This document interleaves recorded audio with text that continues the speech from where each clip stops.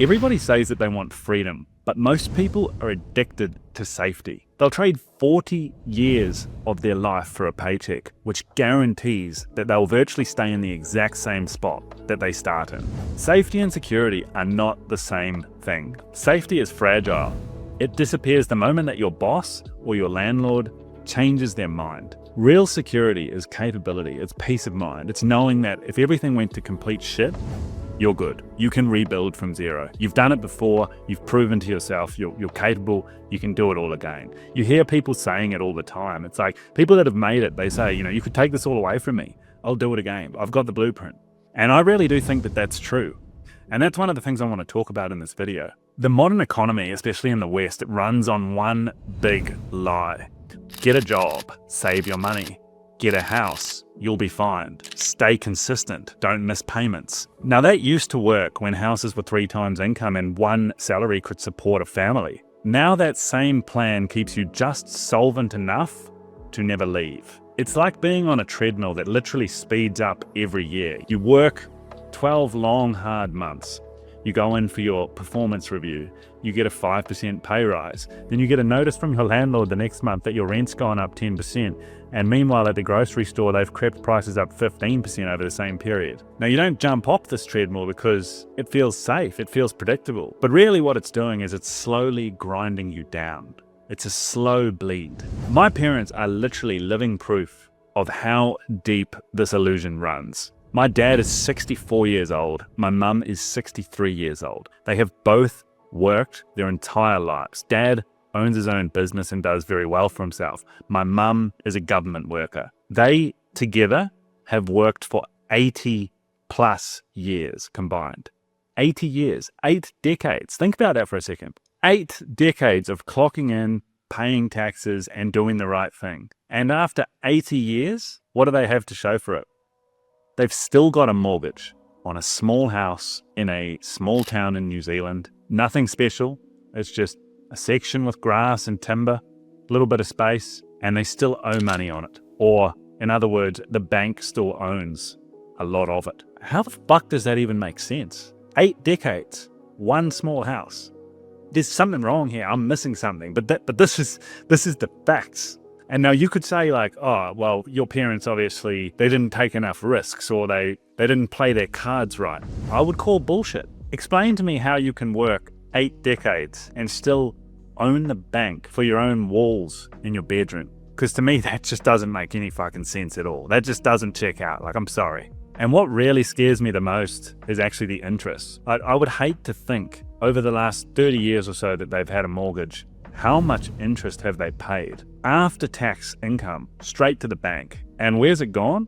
Well, obviously the bank clips the ticket, but the interest flows from the working class to the deposit holders or the already wealthy. The system literally transfers money from the broke people that are working to the rich people that are sitting chilling. Interest is simply a vehicle that just moves wealth uphill. And that is literally the model of the modern economy. It's servitude for the masses and safety for the few. You can play by every rule and still lose. My brother is another great example. He's done really well for himself. He's a lawyer. He's moved across to Melbourne and he makes north of 150,000 Australian dollars. He's got the job title, the stability, the comfort, and like everything by all measures that's supposed to mean success. But he's really one missed paycheck away from financial panic. And all he can save is really 20% or less of what he gets paid per month. I mean, you can't compound anything when your whole fucking pay goes to rent, tax, and lifestyle expenses. That's not safety, it's actually slow motion risk. I feel like most people aren't really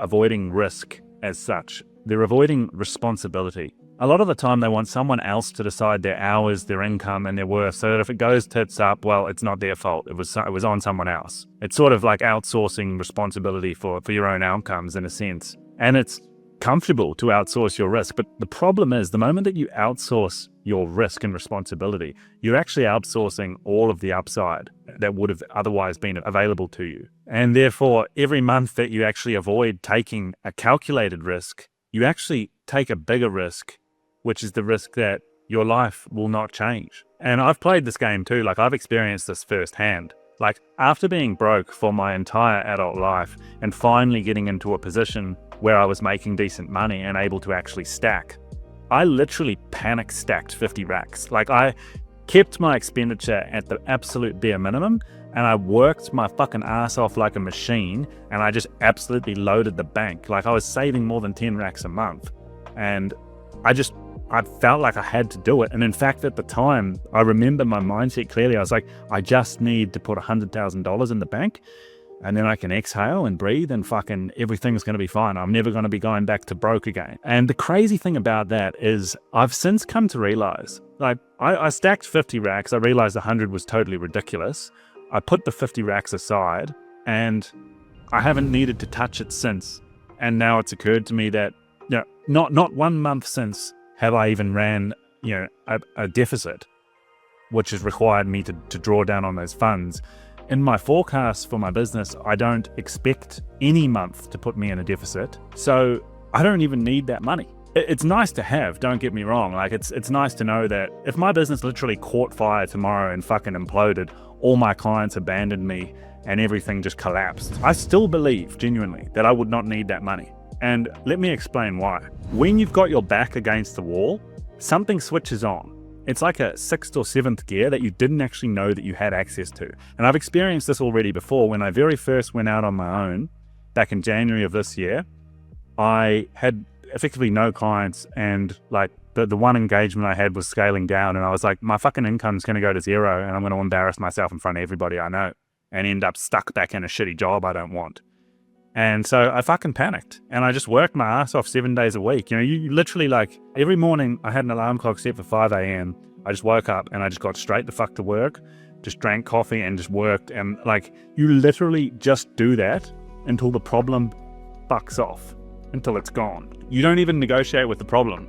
If it's that big of a problem that your back's truly up against the wall, you just solve until it dies. You go into this survival drive, and I think that really everybody must have it, but most people never tap into it because they stay inside a comfort bubble. And I think that that's really a paradox. You're never more alive, more capable than when you absolutely have to be, when you burn the bridges, when there's no other option. That's what I found anyway. And that's why real risk often actually feels safer, ironically, because you actually wake up and you feel alive. The bigger danger is staying comfortable and getting slowly killed by predictability. And really the numbers prove it. There's nothing safe about the traditional path. Most salaried workers, after tax, rent and inflation and all the other expenses they have to cover living in expensive cities, they end up only being able to save 5 to 10% of their gross salary, if anything at all. At that rate, I'm sorry, but like, you're fucked. Like, you're never going to be free.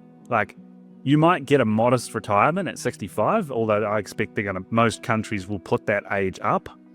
But yeah, you're screwed. I'm sorry. That's the hard reality. It's just not enough. Like, that's not a plan. That is a slow bleed. And in contrast, the people who take what look like big risk, they go remote, they start a business, they move countries, they front load the uncertainty, but then they end up buying decades of their life back and decades of true freedom. Like, safety feels logical until you see what it's actually costing you in terms of time, autonomy, and upside. The longer you stay safe, the harder it becomes to ever leave. You build yourself effectively a padded cage. It's warm, it's predictable, and the lock's on the inside, not the outside. The real risk isn't quitting or moving.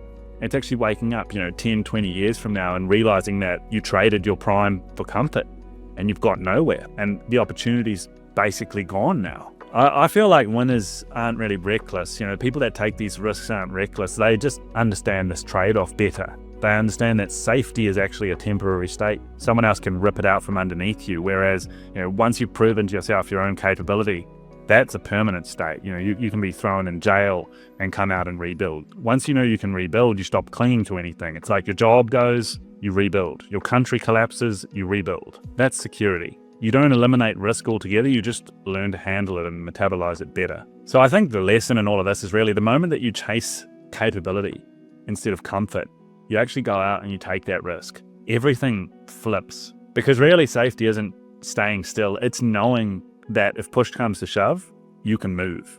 Like, you've done it before, you've got confidence in it. That's really, what makes you feel calm and safe, I think. So if you want freedom, stop hiding behind safety. You've got to let it go. Safety is literally a cage, and capability is the key.